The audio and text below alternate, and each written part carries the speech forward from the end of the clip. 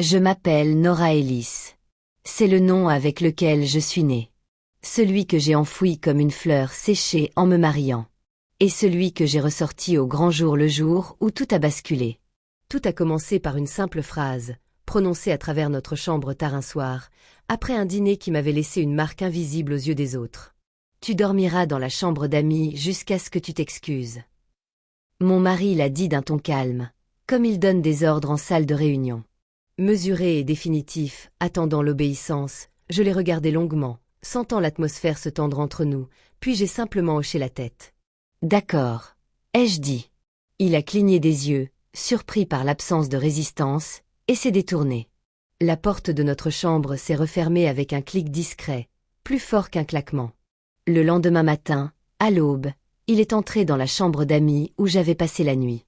La lumière, pâle et franche, éclairait la poussière sur la commode que je n'avais pas touchée depuis des années. Il se tenait sur le seuil, une tasse de café à la main, l'air presque doux. « Tu as compris la leçon ?» demanda-t-il. Je me détournai du placard. Mon côté était vide. Les robes, les chaussures, les petites choses qui avaient vécu pendant plus de 10 ans avaient disparu. Sur le petit bureau sous la fenêtre, un dossier bien rangé attendait. À l'intérieur, les papiers du divorce, signés, datés et en attente. Il fixa d'abord les cintres vides, puis le dossier. La tasse de café trembla légèrement dans sa main. C'est à ce moment-là qu'il comprit que la leçon ne m'incombait pas. Avec le recul, je vois combien de temps je m'étais préparé pour ce matin-là.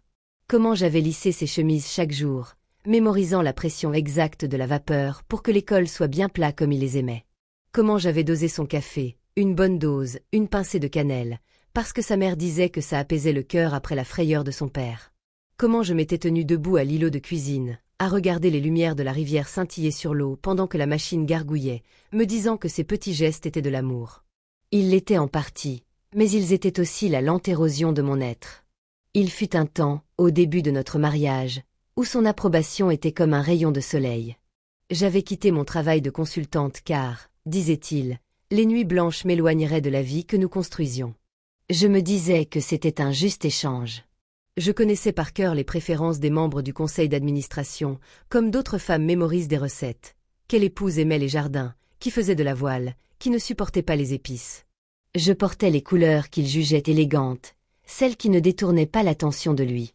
J'étais devenue experte pour créer une ambiance sereine. Le dîner qui avait tout déclenché avait eu lieu dans le vieux club de Rittenhouse Square. Bois sombre, lampe tamisée, le genre d'endroit où les affaires se concluent autour d'enjeux et de rires discrets. J'avais passé l'après-midi à préparer la soirée, des notes sur chaque invité, des ondulations souples dans les cheveux, la robe bleu marine qu'il avait approuvée pour sa sobriété. Puis elle est arrivée. Brooke, jeune, rayonnante, se déplaçant comme si la lumière la suivait. Elle s'est glissée à côté de lui comme si elle avait toujours eu sa place.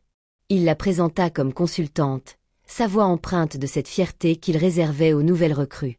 Elle l'a placée devant tout le monde. Elle riait à ses blagues avant même qu'il les ait terminées. Elle lui touchait la manche machinalement.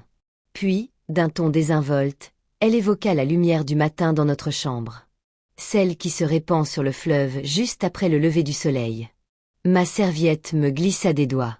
Je ne lui avais pas dit quelle était notre chambre. J'excusai d'abord, prétextant une familiarité enfantine, mais elle continua, décrivant la vue depuis notre balcon, la façon dont les lumières des bateaux se brouillaient la nuit, me félicitant de veiller à ce que tout fonctionne pour qu'ils puissent se concentrer. Les épouses à table jetèrent un coup d'œil à leurs assiettes. Les hommes s'éclaircirent la gorge. Lorsqu'elle se pencha par-dessus lui pour ajuster sa cravate, ses doigts s'attardant, je sentis quelque chose se figer en moi. Je demandai doucement, « Vous faites ça souvent ?» Un silence se fit à table. Il en rit. Dans la salle de réunion, mon nom résonne comme un avertissement. Sous la table, sa main trouva mon bras et me pinça vivement, un rappel brutal. Il y a des années, j'aurais souri et changé de sujet. Ce soir-là, je ne l'ai pas fait. J'ai de nouveau demandé gentiment si le lissage de cravate faisait partie de la prestation de consultante. Quelqu'un a toussé dans son verre de vin, une fourchette s'est figée contre la porcelaine. Il m'a dit plus tard, sur le chemin du retour, que je l'avais embarrassé, que j'avais été mesquine, imprudente. Arrivé à l'appartement, il a tranché, la chambre d'amis, jusqu'à ce que je m'excuse auprès de lui et d'elle. J'ai dit « D'accord ». Et dans ce petit mot, quelque chose a changé. Pas de rage, pas encore. Juste une décision calme et ferme. J'en avais fini de prétendre que les bleus étaient accidentels. Cette nuit-là, dans la chambre d'amis, j'ai eu l'impression d'être dans un espace étrangement vaste. Le lit était plus étroit, le matelas plus ferme, mais j'étais seule. Plus de bruit blanc pour couvrir la ville. Plus besoin d'attendre que sa respiration se calme avant d'oser fermer les yeux. Allongée là, tout habillée, je fixais la faible lueur du lustre du couloir qui filtrait sous la porte et j'ai senti quelque chose se relâcher dans ma poitrine. Pas encore de soulagement, juste de l'espace. Plus tard, quand le calme fut revenu dans l'appartement, je me suis glissée dans la petite salle de bain attenante à la chambre d'amis. J'y avais caché une vieille bouilloire électrique il y a des années pour les visiteurs. Je l'ai remplie, j'ai regardé la vapeur s'en échapper, puis j'ai versé de l'eau dans une tasse que j'avais précieusement conservée, car elle détonnait avec le reste de la vaisselle. Le thé était trop fort, amer, mais je l'ai bu lentement. Dans le miroir, mon maquillage avait coulé. Mes cheveux, soigneusement ondulés, s'étaient défaits. J'avais l'air fatigué. J'avais l'air authentique. Pour la première fois depuis une éternité, je n'ai rien lissé. J'ai juste regardé. Le lendemain matin, je me suis habillée avec soin. Non pas pour lui, mais pour moi. Un chemisier cintré, le collier de saphir qu'il avait un jour jugé trop audacieux. J'ai préparé du café dans la bouilloire des invités, je l'ai apporté au petit bureau sous la fenêtre et j'ai commencé à écrire. Au début, c'était une liste. Les choses que j'avais cessé de faire. Les amis que j'avais laissés s'éloigner. Le travail de consultante que j'avais discrètement mis de côté. Les couleurs que je ne portais plus. Puis ce furent des phrases. Sur les déjeuners caritatifs où je souriais à des blagues qui n'étaient pas drôles. Sur les week-ends passés à préparer ses dîners pendant qu'il travaillait encore tard. Sur la façon dont sa main sur mon dos lors d'événements ressemblait moins à de l'affection qu'à une présence. Les pages se sont remplies. Mon écriture, d'abord soignée, s'est ensuite relâchée, comme si elle cherchait à se souvenir comment occuper l'espace. Dans le tiroir du bas, j'ai trouvé un vieux carnet d'adresses, le cuir craquelé, les pages douces, des noms que je n'avais pas composés depuis des années. Vers la fin, une carte de visite a glissé. Rebecca Lang, avocate spécialisée en droit de la famille, au verso, en petits caractères réguliers, au cas où. Je l'avais rencontrée lors d'une collecte de fonds il y a des années. Elle m'avait serré la main, m'avait regardé droit dans les yeux et avait dit quelque chose que je n'avais pas bien entendu à cause du brouhaha. Maintenant, je comprenais.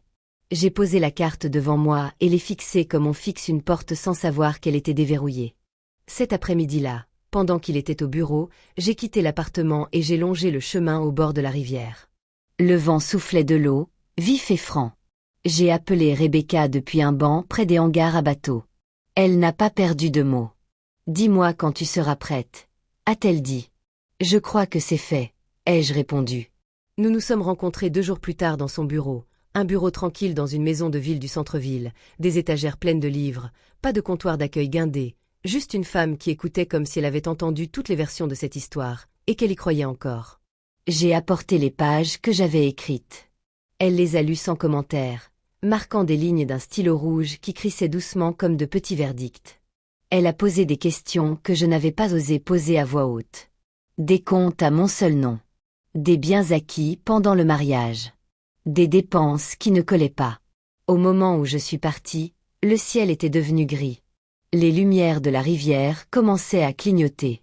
Je me sentais plus légère, comme si je m'étais débarrassée d'un poids que je portais depuis si longtemps que je l'avais oublié. Il ne faisait pas partie de moi. De retour à l'appartement, je me déplaçais avec précaution, silencieusement. J'ai ouvert des tiroirs que j'évitais d'ordinaire. J'y ai trouvé des relevés que je n'avais jamais remis en question. Des factures d'hôtel pendant ses conférences. Des paiements mensuels intitulés « Coaching bien-être pour Brooke ». J'ai tout photographié.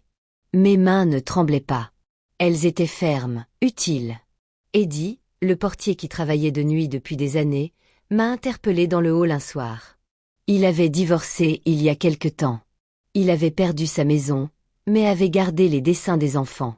Il a baissé la voix. « Je tiens un petit carnet », a-t-il dit en me le glissant dans la main. Des dates, des heures, Une jeune femme aux cheveux blonds. Je n'aurais pas pu l'ignorer. J'ai serré le carnet entre mes doigts. Merci. Je n'avais pas l'impression d'être assez grande. Maria, qui faisait le ménage chez nous chaque semaine, s'est arrêtée dans le couloir le lendemain. Elle était restée plus longtemps que nécessaire après le décès de son mari, car le travail était régulier, et je demandais toujours des nouvelles de ses petits-enfants par leur nom. Elle a jeté un coup d'œil au carton à moitié déballé que j'avais commencé à cacher dans la chambre d'amis, et a hoché la tête une fois. « Je peux m'assurer que personne ne vienne à l'improviste, » dit-elle doucement. Je lui serrai la main. Elle me serra en retour. Peu à peu, le tableau se précisa. Sans bruit, sans emphase, juste clair. Il rentrait de plus en plus tard. Il me parlait par petites phrases, comme si j'étais une employée peu performante. Il me demandait si j'étais prête à m'excuser. J'acquiesçais calmement à chaque fois et retournais dans la chambre d'amis. Là, je rassemblais des preuves, des alliés, je respirais. La tension montait dans le silence qui régnait entre nous, comme une corde tendue chaque jour davantage, attendant la note qu'elle allait enfin jouer. Les jours se fondaient dans le rythme d'une préparation silencieuse. Les matins dans la chambre d'amis, je sirotais mon café au bureau tandis que la lumière du fleuve passait du gris à l'or. Les après-midi, je me faufilais pour retrouver des alliés dans des cafés ou des parcs tranquilles, rassemblant des pièces comme des pierres pour un chemin que je construisais seul. Les soirs de retour à l'appartement, je sentais le poids de son silence de l'autre côté du couloir. Il pensait me punir, mais dans cette petite pièce, je me souvenais. J'ai repensé à nos débuts, quand son ambition semblait être la nôtre. À ces nuits blanches passées à ses côtés après qu'un accord ait failli capoter, lui tenant la main tandis qu'il arpentait la pièce. Je croyais alors que nous étions partenaires. À présent, en contemplant les cintres vides dans le placard, je constatais que notre partenariat n'était plus qu'une façade. Un après-midi, j'ai retrouvé mon cousin dans un café près du musée. Il travaillait comme agent de sécurité dans un hôtel du centre-ville, de ceux avec des halls en marbre et une clientèle discrète. Sans un mot, il a glissé une clé USB sur la table. Arrivé. Image de l'ascenseur, reçu, a-t-il murmuré. 3 visites. Sur l'une d'elles, elle porte son bracelet en saphir. Un frisson m'a parcouru, non pas de surprise, mais la douleur de la confirmation. Je l'avais déjà remarqué il y a des mois. Il avait haussé les épaules, disant qu'il avait dû glisser en se promenant. J'ai serré la main de mon cousin. Tu n'étais pas obligé. Si, a-t-il répondu. Ta famille. De retour dans une chambre d'hôtel, j'ai branché la clé. Les images étaient granuleuses, mais suffisamment nettes. Son rire dans le hall, sa main dans son dos, le bracelet qui scintillait sous les lumières. J'ai fermé l'ordinateur portable et suis resté immobile. La douleur n'était plus aiguë. Elle était plus profonde, comme des racines qui s'arrachent à une terre devenue trop grande pour elle. Ma mère est passée en milieu de semaine, entrant dans la chambre d'amis avec son parfum familier de rose et de thé. Elle a vu les listes sur le bureau, les dossiers soigneusement empilés, et m'a serré dans ses bras sans me demander mon avis. Moi aussi, j'ai gardé des choses, a-t-elle dit en étalant des photos prises dans les conduits d'aération, des captures d'écran où Brooke apparaissait trop souvent, des reçus de dîner qu'il avait manqués et un journal. Des dates où je l'avais appelé semblaient normales, mais pas tout à fait. Je n'ai pas insisté, a-t-elle dit. J'ai attendu que tu vois. J'ai caressé les pages. Elle avait elle aussi enduré ces moments difficiles avec mon père. De petites décisions qui, mises bout à bout, avaient fait d'elle une vie à moitié vécue. Pourquoi ne me l'as-tu pas dit plus tôt, ai-je murmuré. Tu n'étais pas prête, a-t-elle répondu doucement. Maintenant, tu le es. Elle a rédigé un chèque pour l'ancienne assurance de mon père. Elle l'a glissé entre ses mains pour un nouveau départ. Nous nous sommes tenus la main, comme lorsque j'étais petite et que nous traversions la rue ensemble. Sa force n'était pas bruyante. C'était cette attente, ce témoignage, cette transmission des outils au moment venu. Plus tard dans la journée, j'ai appelé Greg de discrète relocation. Nous nous sommes retrouvés dans un coin d'un restaurant près de la voie rapide. Son regard était assuré et ses mains se mouvaient avec précaution, comme celles de quelqu'un habitué à manipuler des objets fragiles. Je lui ai tendu le plan que j'avais dessiné. Voilà pour ce qu'il faut emporter. Des étoiles pour l'irremplaçable. Il l'a étudié. Tu as bien réfléchi à tout ça. Oui, ai-je répondu. Il a exposé le plan. Une camionnette banalisée, des SMS codés envoyés 3 heures plus tard pendant qu'il était au basket. Préservé, pas volé, a-t-il dit. Ces mots se sont ancrés en moi comme une bouffée d'air frais. Sarah, sa coordinatrice, a envoyé des SMS de confirmation. Des mots simples. Itinéraire défini. Arrivée programmée. J'ai traversé la ville à pied, sentant le plan vibrer sous ma peau. La peur était présente, mais elle était utile maintenant, me permettant de rester vigilante. Ce soir-là, je me suis tenue devant le miroir de la salle de bain et j'ai appliqué une touche de parfum que j'avais acheté des années auparavant, cachée parce qu'il disait qu'il était trop chaud, trop prononcé. Le santal s'est épanoui sur mon poignet, authentique et réconfortant. Au rez-de-chaussée, j'ai appelé l'expert en vin. Il est arrivé avec un bloc-notes et une expertise discrète, lisant les étiquettes comme de vieilles amies. Il s'est arrêté sur un emplacement vide. Une bouteille avait été livrée le mois dernier à une adresse de loft pour un événement client. Il a précisé que ce n'était pas un bureau, mais une adresse résidentielle. J'ai acquiescé. J'ai photographié la liste qu'il m'a laissée. Les hommes comme lui sous-estiment toujours l'inventaire. Le soir venu, j'ai préparé du thé dans la bouilloire des invités et je me suis assise près de la fenêtre, à regarder les lumières du fleuve. La ville bourdonnait en contrebas, les pneus sur les routes mouillées, un klaxon au loin. J'avais oublié à quel point elle résonnait sans ses filtres. J'ai pensé à la robe saphir qui pendait intacte dans le placard. Celle qui, disait-il, me donnait l'air d'en faire trop. Je l'ai enfilée une fois, juste pour sentir le tissu contre ma peau. Audacieuse, certes, mais à moi.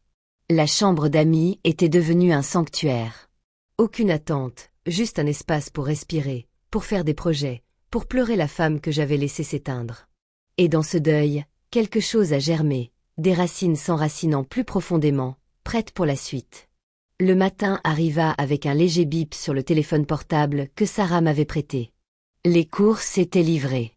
Je m'habillai d'un tailleur simple, de ballerine pour marcher silencieusement, et parcourus les quelques rues qui me séparaient de l'appartement. L'air était vif, la ville s'éveillait au son des klaxons et des pas. Eddie hocha la tête depuis le hall, son regard se posant sur la camionnette banale garée au bord du trottoir. « Il est parti il y a 10 minutes, murmura-t-il. À toute vitesse. » Il avait l'air satisfait. Je lui serrai le bras. Ses mots portaient tout. Gratitude, détermination. À l'étage, l'appartement semblait suspendu, comme un souffle retenu. Sarah m'attendait dans le hall, un bloc-notes à la main, sa queue de cheval ondulant. « Nous sommes dans les temps, dit-elle. Vos affaires d'abord. » L'équipe se déplaçait comme des ombres, mains gantées, pas feutrées, le ruban adhésif chuchotant sur les cartons. Ils commencèrent par la chambre d'amis. Le bureau de ma grand-mère fut soulevé avec précaution, emballé dans de la mousse. La courte pointe de notre mariage, soigneusement pliée, les livres de mon père, dos dressés dans des caisses. Dans la cuisine, Louise brandit une photo de mes parents au bord de l'eau, le visage tourné vers le vent. « Prends » demanda-t-il doucement. « Prends » répondis-je. Il la glissa dans un classeur matelassé et vérifia sa liste. Nous passâmes ensuite aux objets fragiles, la vaisselle de ma famille, étiquetée en lettres capitales. Chaque pièce était manipulée avec soin, comme si elle renfermait un souvenir, bien plus que de la simple porcelaine. Greg s'arrêta au rez-de-chaussée, évaluant une nouvelle fois les casiers à vin. On cataloguera au fur et à mesure. J'acquiesçai, le regardant emballer les bouteilles qu'il avait repérées quelques jours auparavant. L'emplacement vide du cadeau client nous fixait du regard, comme une petite accusation. Dans le dressing, je m'agenouillai devant le coffre-fort et composai le code. Notre anniversaire, bien sûr.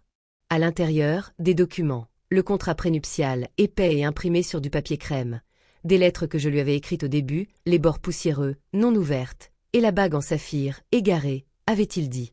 Je l'ai enfilée. Elle me va comme un gant. J'ai photographié le reste passeport, police d'assurance, puis j'ai rangé mes affaires dans mon sac, composé un nouveau numéro, me suis redressé, un léger tremblement. Maria est arrivée en avance, un panier sous le bras. Elle s'est figée dans l'entrée, les yeux écarquillés devant les cartons. « Ça va aller », ai-je murmuré en m'approchant. Un nettoyage différent aujourd'hui. Elle a scruté mon visage, puis a hoché la tête. Je vais surveiller la porte. Elle a pris son poste comme une sentinelle, refusant l'argent que je lui offrais jusqu'à ce que j'appuie 2 fois sur le bouton. « Tu as toujours été gentille », a-t-elle murmuré. Ces mots m'ont réconforté pendant les heures qui ont suivi. À midi, les pièces étaient vides. Sans mes affaires, elles semblaient mises en scène. La cuisine étincelait, mais vide. Le bureau ressemblait à un décor attendant un acteur. Sarah a envoyé un texto. « Deuxième vague, on part ». J'ai parcouru le couloir, décrochant les cadres des crochets, des photos de voyage que j'avais adorées avant que tout ne devienne une question d'apparence. Une journée pluvieuse à la montagne, un coin tranquille d'une librairie. Dans la salle de bain, j'ai pris les parfums qu'il m'avait offerts, mais que je n'avais jamais portés. J'ai de nouveau appliqué le santal. Le parfum persistait, embaumant l'air. À 15 heures, Greg a regardé sa montre. Presque. J'ai porté le mince dossier jusqu'à son bureau et l'ai disposé sur le bureau. Les papiers du divorce étaient étalés en éventail, laissant apparaître les traces financières sur le sceau. Une petite carte était placée au centre, dessus. 6 mots en caractères noirs. As-tu retenu la leçon? Je l'ai photographiée sous 3 angles. Non pas par méchanceté, mais pour garder une trace. Puis je suis resté là à écouter. Le bourdonnement du réfrigérateur, une sirène au loin, l'équipe qui s'éclipsait comme de la brume. Je me suis arrêté devant le miroir. La femme qui me regardait portait la bague en saphir. Le regard clair, le menton relevé. Décidé. En bas, Eddie m'a tendu un parapluie, bien que le ciel fût dégagé. Au cas où, a-t-il dit. Tout est en place. Oui, dis-je. Je sortis dans la rue, la ville m'enveloppant comme une vieille amie. Plus tard dans la soirée, depuis ma suite à l'hôtel, j'entendis l'écho lointain dans ma tête, la porte qui claque, les pas qui résonnent. Mais je sirotais monté près de la fenêtre, observant l'animation de Walnut Street en contrebas, et je ne ressentais qu'un calme profond. Quand il fit irruption dans la chambre d'amis des heures plus tard, Tait interrogea, le visage rouge. Je posai ma tasse. « Qu'est-ce que c'est que ça ?» demanda-t-il d'une voix rauque. « Où sont tes affaires ?» Déplacées, répondis-je d'un ton égal. Il fit les 100 pas, les mains crispées. « Tu ne peux pas simplement prendre. »« Si, l'interrompis-je doucement. En règle. » Il se pencha vers moi, la voix basse. « Tu m'as humilié. Tu sais à quoi ça ressemble. »« À des comptes, dis-je. » Mon téléphone s'alluma. Rebecca. J'activai le haut-parleur. Junipé. Non, Nora. Je pensais, bientôt. Elle n'attendit pas. Preuve soumise au conseil. Détournement de fonds lié au compte de Brooke. Honoraire de consultant. Son visage se décomposa. C'est absurde. Ils examineront le dossier lundi, poursuivit-elle. Les témoins aussi. Une expertise médico-légale est prévue. Il s'empara du téléphone. Elle le coupa. Pas de négociation. S'il. Attendez. Non, mon mari. Quand elle raccrocha, il s'affaissa sur la chaise, les mains sur le front. Tu as tout détruit, murmura-t-il. Non, dis-je doucement. C'est toi qui l'as fait. Il leva les yeux humides. S'il te plaît, sois raisonnable. Je me levai, mon manteau sur le bras. La raison, c'était le silence. L'irrationalité me libérait. Je me dirigeai vers la porte. Il m'appela. Un doux ancrage. Il ne tint pas. Le loquet claqua. Des mois plus tard, le couloir du tribunal me parut banal. Des carreaux beiges usés par les pas. La lumière hivernale filtrait à travers les hautes fenêtres. Rebecca se tenait à côté de moi, des papiers sous le bras comme des outils familiers. La juge, une femme aux cheveux argentés et au regard fixe, examina le décret. « Mademoiselle Ellis », dit-elle, le nom sonnant juste et net. « Prête à finaliser ?» « Oui », répondis-je. Le timbre résonna doucement, point final à une phrase réécrite. Elle leva les yeux et hocha légèrement la tête. Puisse ceci être un nouveau chapitre. Dehors, Rebecca me serra brièvement dans ses bras. « C'est terminé », dit-elle. L'accord, les conclusions, ils le poursuivront comme une ombre. Je levai le visage vers le soleil. La ville semblait plus légère, les rues vibrant de promesses. Mon nom résonnait à nouveau, comme une clé tournant dans une porte longtemps verrouillée. De retour à l'appartement, le mien désormais. Je parcourus lentement la pièce. Les espaces vides semblaient respirer différemment après la tempête. La chambre d'amis brillait de mille feux grâce au carton déballé. Le bureau de ma grand-mère, près de la fenêtre, captait la lumière du fleuve. J'en ouvris un, soulevai la robe saphir et l'enfilai. Le tissu était audacieux contre ma peau, une couleur que j'avais choisie pour moi. Une semaine plus tard, je signai le bail d'un petit bureau sur Walnut Street. Au 2e étage, la lumière du soleil perçait à travers les difficultés. J'accrochai mon diplôme d'entraîneur encadré à hauteur. J'avais choisi des chaises qui invitaient aux histoires, un tapis qui réchauffait le sol, des étagères qui valaient plus que de la décoration. Léna, avec son regard bienveillant et sa capacité à se souvenir des préférences en matière de thé, installa le comptoir d'accueil. Elle préparait des petits gâteaux pour les clients, de quoi adoucir les journées difficiles. Ma première séance, une femme en manteau de laine, les mains crispées. Elle avait lu l'affaire dans les journaux, sa chute, un titre discret. « Comment saviez-vous que vous étiez prête ?» demanda-t-elle. « Je ne le savais pas, » répondis-je.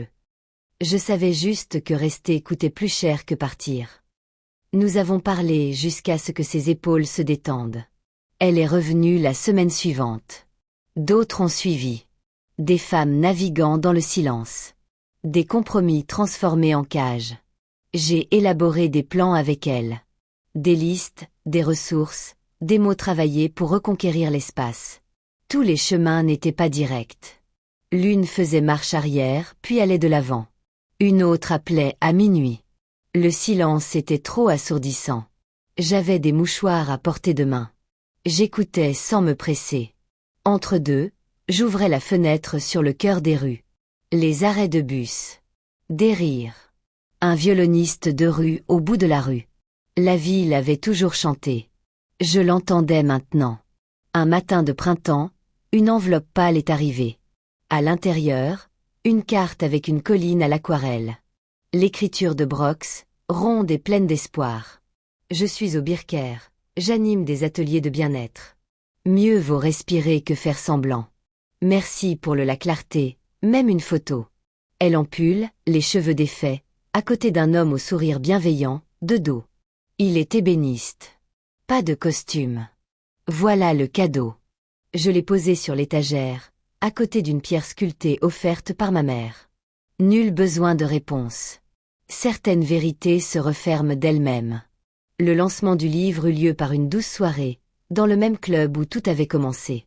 La salle de bal embaumait le café et les bougies. Chaises et rangées. Mon livre soigneusement rangé. La chambre d'amis s'éveillait. Léna s'affairait avec les lumières. Ma mère arriva avec Eddie, qui fit un signe timide de la main. Même la mère de mon mari apparut, hochant la tête depuis le fond de la salle. Je lus un passage sur cette première nuit. La lampe allumée, la fenêtre entr'ouverte, l'air de la ville s'insinuait, comme une permission. Le silence régnait dans la pièce. Une femme dans l'assistance demanda. Des regrets. Je repensai aux années, aux appels insistants, aux appels ignorés. Seulement à ne pas avoir réclamé la chambre d'amis plus tôt, dis-je. C'est là que j'ai appris que le confort peut piéger si l'on laisse quelqu'un en détenir la clé. Des applaudissements chaleureux, non triomphants, s'élevèrent. Bienvenue. Après. Des exemplaires dédicacés, des histoires à écouter, une enseignante avec sa liste de contrôle, une infirmière qui prend ses marques. Tandis que la pièce se vidait, je restais près de la fenêtre. Les lumières de la ville se fondaient doucement dans le paysage. Mon téléphone vibra. Léna, 3 autres demain. Ta mère veut bruncher. Je souris. Un brunch, ça me tentait bien. Ce soir-là, de retour dans la chambre d'amis, ma chambre maintenant. Je caressai le bord du bureau du bout des doigts. J'ouvris la fenêtre sur l'air frais de la nuit. Le bruissement des feuilles. L'appel lointain d'un chariot de bretzel. Ma bague en saphir scintillait à la lumière de la lampe. Je l'éteignis, me glissai sous les draps qui sentaient seulement le savon et écoutai ma respiration régulière. Au matin, la lumière du soleil inondait le sol d'une lumière dorée. Je me préparai un café à ma façon, fort, sans cannelle, et dressai la table pour le brunch. Mon reflet dans la vitre paraissait désordonné, lumineux, prêt. Parfois, le vrai pouvoir ne réside pas dans la salle de réunion. Il se trouve dans le calme de cette pièce que l'on s'approprie. Un choix à la fois, jusqu'à ce que toute la vie nous appartienne. Merci de m'avoir accompagné sur ce chemin. Chaque histoire nous le rappelle. La force se cache souvent derrière le chagrin. Si cette histoire vous a touché, restez avec nous. Chaque récit révèle une nouvelle facette du cœur humain. N'oubliez pas d'aimer, de vous abonner et de partager pour que d'autres histoires comme celle-ci puissent atteindre ceux qui en ont le plus besoin.